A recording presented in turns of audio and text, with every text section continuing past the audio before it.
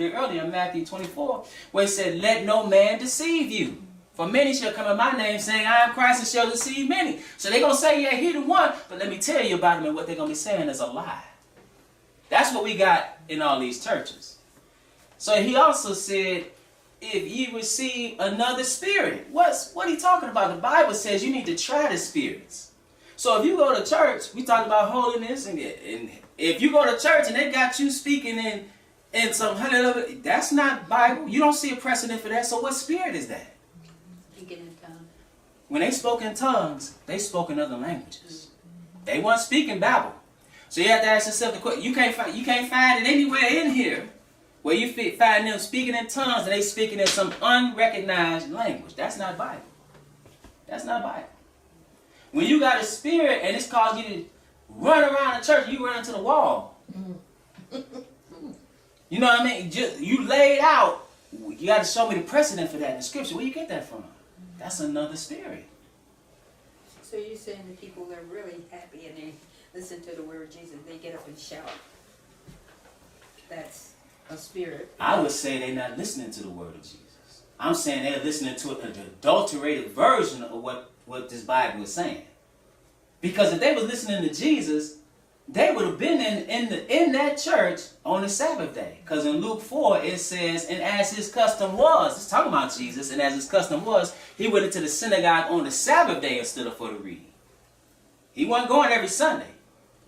Jesus ain't going to church every Sunday. He going to the synagogue every Sunday. That's from Roman Catholicism. And Roman Catholicism implemented that because they were trying to bring everybody into the universal church. And many of those people were sun worshipers. That's what Sunday is, the day of the sun. And they venerated that day. So in order to bring them in to their fold, they adopted all these pagan practices. That's what happened. So that's how, and then you had the Protestant Reformation. And so then you had, after that you had slavery. And so in slavery, we were given this false Christianity. The early Christians weren't keeping Sunday worship in the first century. That's something that came later. Emperor Constantine put that forth in 321 AD. That's not something that you can find. That's not biblical. And as I said earlier, God is a spirit, and they that worship him must worship him in spirit and in truth. They try to say that he died on Good Friday and rose Easter Sunday, but the sign that he gave that he was a Messiah, he said, for as Jonah was in the whale's belly for 3 days and 3 nights, so shall the Son of Man be in the heart of the earth for 3 days and 3 nights. Can't get 3 days and 3 nights from Good Friday and Easter Sunday. Easter is named after a fertility goddess. That's why you got Easter eggs and bunnies. Bunnies have a lot of babies. You even think about what an Easter egg hunt is. That's a recreation of reproduction, where you got the sperm finding the egg. That's what that is. That has nothing to do with this book. So when they in there getting happy, you need to try the spirit. So if you go to church on Sunday and don't go to, and that's the day that you can go, but you truthfully have the spirit and the knowledge of God, does it matter? Yes. The day? Yes, I would say it matters. Because not only does it matter, I would say you don't have the knowledge of God. I know that's a tough pill to swallow. That's people can get, like I said, when I heard that, I'm like, what? Why are we going to church every Sunday? But if you got the knowledge of God, let me ask you this. What does Sunday point to? Church, worship. Scripturally. Scripturally, what does it say about weekly Sunday worship? What does it point to? In the Bible. I'm not talking about people say in the Bible. This is your belief and what you get from going to church, I suppose. You know, you go to church and God, I don't know, I can't say exactly, but I've never thought about whether, I go to church any other day but Sunday because that's the day that you were given. Yes. But you never read it. No. Right. That's a problem. I just read about Jesus and how you're supposed to react and feel. Right. And if you read about Jesus again, he kept the Sabbath. He didn't keep weeklies. We're supposed to be following him. We need to follow him into our place of worship on the seventh day. That's one of the 10 commandments. So we are following parents. And they didn't know. Yeah. And they followed their parents, and their parents, and their parents. You know who they got it from? They slave masters. We just inherited it. So this is not me casting stones. This is me just giving strong coffee about the harsh reality of what is truth. And the truth is we've inherited a bunch of lies. Oh, I'm sure. And you cannot worship God according to what you want, or I can't worship him according to what I want. See, it'd be much more comfortable if you do it what the world is doing. But this world is reserved for fire. For that same kind of mentality. If you think about it, if your mama said, listen, I want this, I'm going to work. I want this house clean. I want your homework done. And I want you in bed by 9 o'clock. She come home, the house ain't clean. You having a party in the house. You smoking weed. There's people in her bed. She come up, what? You like, well, I did it my way. What you think gonna happen? Well, in my day, that was never something you think of doing. Really? Because okay. Yeah. But people do that with God today and yesterday. When you come home, you better have food and kids clean, the house clean, and kids in bed. So, right. So my point is, we'll do that with our parent. Yes. But with the Creator, we do what we want to do. That's a problem. Because he gave us specific instruction. And that's why so many people are going to hell. I know that people, I laugh, not in a mocking way, but it's just like, when I tell people that, it's like, how could you? How could you say that? But that's the truth. Because that's sin. You totally doing he told you to honor the 7th day. And you're going to keep the 1st day. That's a rejection of what he said. And the 7th day, he sanctified the 7th day in Genesis 2. He did all the work for 6 days and he rested the 7th day. Shabbat, which means to rest. Why? Because just as he rested, or worked for 6 days and rested on the 7th, man will work and then enter into the rest to come. The rest to come is the 1,000-year reign of Christ. Where he says, and my rest shall be glorious. Because it's going to be peace. Or shalom, as my brother might say, or shalom, or peace on this earth. That's what's going to happen at that time. See, the feast days, the Sabbath, and that's why I asked the sister about the Passover and Pentecost, and the actual days that are in the Bible point to the plan of salvation that he has for man. They're not some arbitrary days. See, Sunday worship points to, or Sunday weekly worship points to literal sun worship. S-U-N. That's what that points to. And if you wipe off the veneer of today's Christianity, you will see sun worship. You will see total contradiction of what he actually said to do. Because even after he died, what was Paul doing? You read in the Acts, he was keeping the Sabbath. It was never done away. And people have come and given us something else. Yes, sir. Question. Okay, the Sabbath is important, Pardon me? I'm but sorry. there's 10 So the Sabbath commandments. is important. Oh, okay. I said, but there's 10 commandments. The other commandments that are in there, what if people don't keep those commandments? Because if you're guilty of breaking one, you're guilty of breaking them all. So you have to. First of all, I think that people. Can first, I say something? I don't yeah, mean to cut go you off. ahead. I just want to. Okay. I want to add. I want to make sure. That's one question. Are you going to another question? Yeah, there's a whole bunch of them here. Can I answer one at a time? Well, Because I don't want to lose Oh, wait, track. okay. So if you ask me one question, I can answer it, and then you go to the next Yeah. part. Well, So, like you say, you you get said the the other 10 10. commandments. Right. Yeah. Right. So, because you got all kind of people out here that is saying, okay, they're going to take and take this commandment out of the 10 commandments and say, well, I'm doing this. And the other one says, I'm doing that. And I think it's part of the reason there's so many different churches and so many different beliefs. So I'm saying that you have to feed upon all of it and understand it. So there's a lot to it that I don't. To me, I don't think you just pick one of the 10 commandments and just hold that and say, okay, if you don't just keep this one, Okay. because the okay, all right, So go ahead. yeah, I want to look.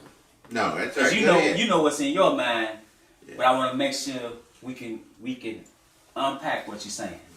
So if you remember what I said earlier, I said that I was taught that all you had to do was believe on him and you didn't have to keep the commandments plural. I'm using that one because that's the most apparent. Obviously, you have to keep the 10 as a matter of fact. That's why I asked you about diet earlier. There are hundreds of commandments. Some would say 613. There are 613 commandments. There are literally hundreds of commandments. There's more than 10. You have people say, you have to keep the 10 commandments. You got to. It's like, but what about the others? See, he gave us, when you read from Genesis, Exodus, Leviticus, Numbers, Deuteronomy, it's telling you all these commandments. So now, you have to keep the commandments plural. But you can't be justified by keeping the commandments alone. Because all have sinned and come short of the glory of God. That's why you need Jesus. So I'm not here stating that the Sabbath is the only one. What I am saying, though, is that is very blatant. Which that's one you can see. Because somebody can even say, well, I believe I could talk about adultery, thou shalt not kill, which should be interpreted as thou shalt not murder.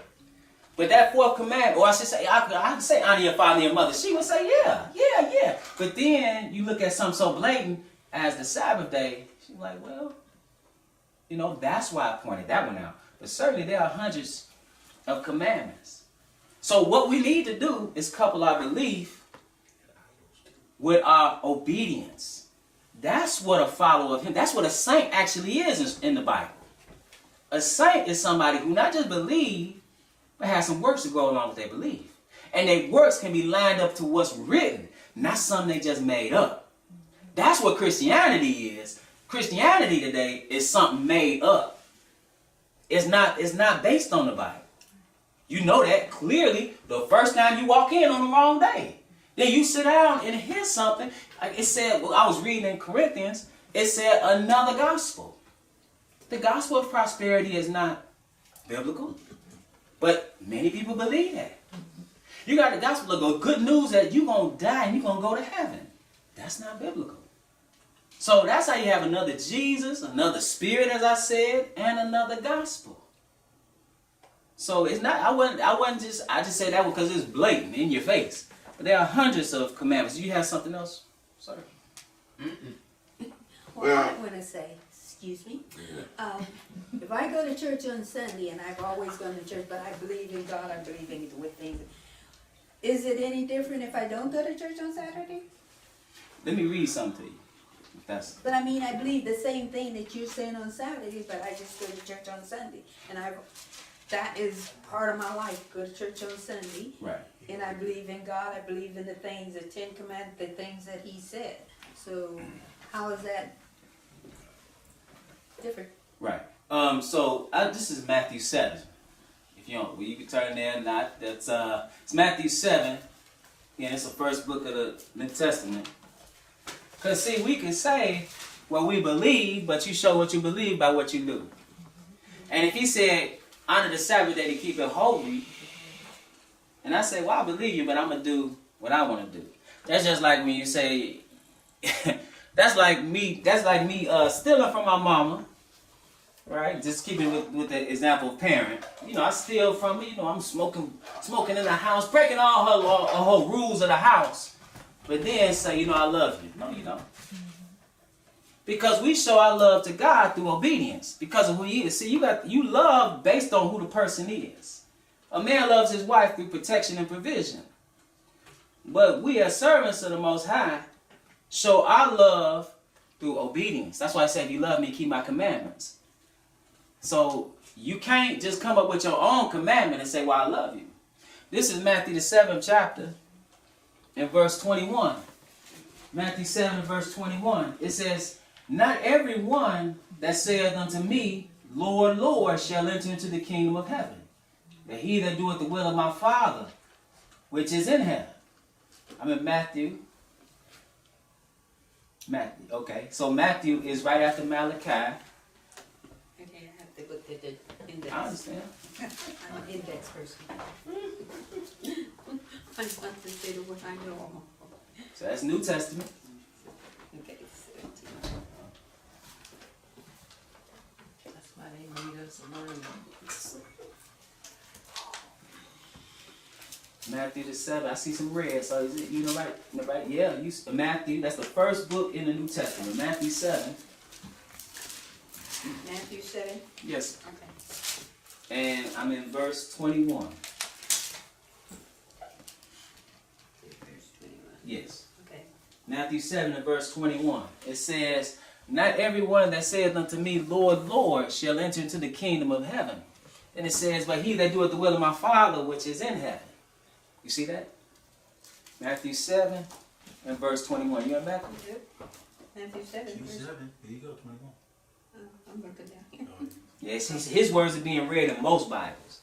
Okay. So again, not everyone that saith unto me, Lord, Lord, shall enter into the kingdom of heaven, but he that doeth the will of my Father which is in heaven. Now I want you to listen to what's going to happen to those who thinking they serving God.